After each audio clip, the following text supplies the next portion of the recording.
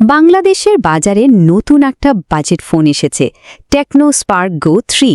কিন্তু এর মধ্যে এমন একটা জিনিস আছে যা একে আর 10টা ফোন থেকে একদম আলাদা করে দেয়। চলেন আজকের ভালো মন্দ সব দিক নিয়ে কথা বলা যাক। আচ্ছা, একটা অদ্ভুত প্রশ্ন করি।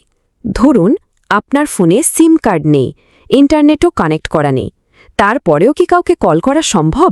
শুনতে একদম অবিশ্বাস্য লাগছে, তাই না? কিন্তু টেকনো স্পার্ক গো 3 এর আসল চমকটা ঠিক এখানেই। এর পেছনে যে টেকনোলজি, তার নাম হচ্ছে ফ্রি লিঙ্ক 2.0। এর কামালটা হলো প্রায় 1.5 থেকে 2 কিলোমিটারের মধ্যে দুটো টেকনোফোনের মধ্যে কোনো নেটওয়ার্ক ছাড়াই কথা বলা যায়। একটু ভেবে দেখুন তো, কোনো বেসমেন্টের পার্কিংয়ে বা এমন কোনো জায়গায় যেখানে নেটওয়ার্কের নামগন্ধ নেই, সেখানে এই ফিচারটা কি দারুণ কাজের হতে পারে। আচ্ছা, এইবার আসা যাক ফোনটার ডিজাইন আর ডিসপ্লের দিকে। মানে দেখতে কেমন আর ব্যবহারের অভিজ্ঞতাটাই বা কীরকম, চলুন দুটো একটু ভালো করে দেখে নিই। প্রথম দেখায় ডিজাইনটাও হয়তো চেনা চেনা লাগতে পারে, মনে হতে পারে অন্য কোনো ফোন থেকে ইলহাম নেওয়া, কিন্তু হাতে নিলে বেশ একটা সলিড, একটা প্রিমিয়াম ফিল পাওয়া যায়। ফোনটা মাত্র 8.1 মিলিমিটার পাতলা, আর পেছনের টেক্সচার্ড ফিনিশটা আলোর মধ্যে ধরলে বেশ সুন্দর লাগে। টেকনোর বিজ্ঞাপনে কিন্তু বেশ বড় করে বলা হচ্ছে যে এতে আছে 120 হার্টজের একটা বিশাল 6.75 ইঞ্চির স্মুথ ডিসপ্লে। মানে একদম শার্প আর মাখনের মতো মসৃণ একটা অভিজ্ঞতা পাওয়ার কথা। বিজ্ঞাপনে তো শুনতে দারুণ লাগছে, তাই না? কিন্তু আসল গল্পটা কি? এখানেই হচ্ছে আসল ব্যাপারটা। এত হাই রিফ্রেশ রেট দেওয়া হলেও স্ক্রিনটার রেজলিউশন কিন্তু HD+, ফুল এইচডি না। এর মানে কি?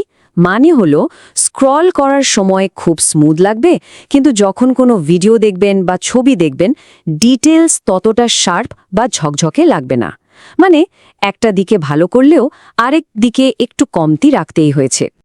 আর ফোনের সামনের দিকে তাকালে যে জিনিসটা একটু মন খারাপ করে দেয়, সেটা হলো এই পুরনো ডিজাইনের ডিউড্রপ নচ। একজন রিভিউয়ার তো বলেই দিয়েছেন, ভাই 2026 সাল চলে এলো, ফোনের দাম যাই হোক, এই ডিউড্রপ নচ আর দেখতে চাই না। আচ্ছা, ডিজাইন তো গেল, এবার দেখা যাক পারফরম্যান্সের দিকটা। মানে প্রতিদিনের ব্যবহারে ফোনটা আসলে কেমন, কোম্পানি কি বলছে, আর আসল বেঞ্চমার্ক স্কোরই বা কি বলছে। টেকনো এখানে কিন্তু বিশাল একটা দাবি করে বসেছে 4 বছরের দীর্ঘস্থায়ী সাবলীলতার গ্যারেন্টি। মানে তাদের কথা হলো এই ফোন নাকি 4 বছর পর্যন্ত কোনো ল্যাগ ছাড়াই চলবে। এটা কিন্তু বেশ বড় একটা কথা। তো এই বড় কথার কি কোনো ভিত্তি আছে? চলেন একটু সংখ্যায় দেখি। এর ভেতরে থাকা ইউনিসক T72050 চিপসেটটা অ্যান্টুটুতে স্কোর করেছে 3,67,000-এর বেশি। আর গিগবেঞ্চের স্কোরগুলো যদি দেখেন, এই বাজেটের ফোনের জন্য বেশ ভালোই বলা যায়।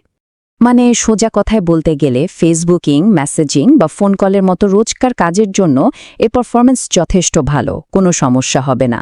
কিন্তু যদি ভাবেন যে হাই গ্রাফিক্সের গেম খেলবেন, তাহলে কিন্তু হতাশ হবেন। বাজেট ফোন হিসাবে যা দিচ্ছে তা ঠিকঠাকই আছে। আচ্ছা, এবার আসি ক্যামেরা আর কিছু অবাক করা ফিচারের কথায়। এমন কিছু জিনিস আছে যা সাধারণত এই দামের ফোনে আমরা দেখতে পাই না। ফোনের পেছনে আছে একটা 13 মেগাপিক্সেলের এআই ক্যামেরা আর সামনে 8 মেগাপিক্সেলের সেলফি ক্যামেরা। দিনের আলোয় ছবি তুললে সোশ্যাল মিডিয়ায় শেয়ার করার মতো কোয়ালিটি পাওয়া যায়, কিন্তু আলো একটু কমলেই ছবিতে নয়েজ চলে আসে আর এক্সপোজার ঠিকঠাক কন্ট্রোল করতে পারে না। ক্যামেরা চলনসই হলেও এই ফোনে কিন্তু আরও কিছু দারুণ জিনিসপত্র আছে। চলুন দেখি সেই সারপ্রাইজগুলো কি কি। বিশ্বাস করবেন, এই ফোনে একটা আইআর ব্লাস্টারও আছে। এর মানে হলো আপনার বাসার AC, TV, set top box সব কিছুর রিমোট এখন আপনার ফোন। ঘরের সব রিমোট হারিয়ে গেলেও আর কোনো চিন্তা নেই। শুধু এটাই না, ফোনটাতে IP64 ডাস্ট ও ওয়াটার রেজিস্ট্যান্স রেটিংও আছে। মানে হালকা বৃষ্টি বা ধুলোবালিতে ফোনের কিছু হবে না। আর সবচেয়ে মজার ব্যাপার হচ্ছে, ভেজা হাতে বা এমনকি তেলতেলে হাতেও এর টাচস্ক্রিন দিব্যি কাজ করে। এটা কিন্তু খুবই কাজের একটা ফিচার। যে কোনো ফোনের জন্যেই ব্যাটারি আর টেকসই হওয়াটা খুব জরুরি। চলুন দেখি স্পার্ক গো 3 এই দুই দিক থেকে কেমন পারফর্ম করে। ফোনটাতে দেওয়া হয়েছে 5000 মিলি অ্যাম্পিয়ারের একটা বড় ব্যাটারি, সাথে আছে 15 ওয়াটের ফাস্ট চার্জিং। কাগজে কলমে এই ব্যাটারি দিয়ে সাধারণ ব্যবহারে একদিন আরামসে চলে যাওয়ার কথা। কিন্তু একজন রিভিউয়ারের মতে এখনকার বাজারে 5000 মিলিঅ্যাম্পিয়ার কিছুটা কমই মনে হয়, কারণ এখন 7000 এমনকি 10,000 মিলিঅ্যাম্পিয়ারের ব্যাটারিও পাওয়া যাচ্ছে। বিশেষ করে যারা বাজেট ফোন কেনেন তারা কিন্তু লম্বা ব্যাটারি ব্যাকআপ চান। টেকনো বলছে যে ফোনটা নাকি 1.2 মিটার, মানে প্রায় 4 ফুট উপর থেকে পড়লেও ভাঙবে না। এটা শুনতে তো খুবই ভালো লাগে, কিন্তু সত্যি বলতে বাস্তব জীবনে এত উপর থেকে পড়ার পর ফোনটা আসলে কতটা অক্ষত থাকবে তা নিয়ে একটু সন্দেহ থেকেই যায়। তো এত সবকিছুর পর এবার শেষ কথায় আসা যাক।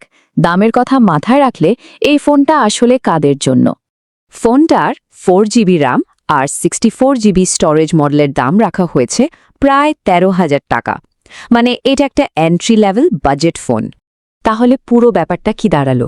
একদিকে আছে ফ্রিলিং 2.0-র মতো দারুণ একটা টেকনোলজি, কাজের আইআর ব্লাস্টার আর প্রতিদিনের ব্যবহারের জন্য ভালো পারফরমেন্স। অন্যদিকে আছে সেই পুরনো ডিউড্রপ নচ, মোটামুটি মানের 5000 mAh ব্যাটারি, HD+ ডিসপ্লে আর ফোনের একপাশে বসানো একটা মাত্র স্পিকার। শেষ কথা হলো, এখন যেভাবে সবকিছুর দাম বাড়ছে, ফোনের দামও তার ব্যতিক্রম নয়। এই সময়ে 13,000 টাকায় টেকনো যা যা দিচ্ছে সেটাকে এক কথায় ফেলে দেওয়া যায় না। হ্যাঁ, কিছু জায়গায় কমতি আছে, কিন্তু যাদের বাজেট একদম সীমিত তাদের জন্য এটা নিঃসন্দেহে একটা আকর্ষণীয় প্যাকেজ হতে পারে।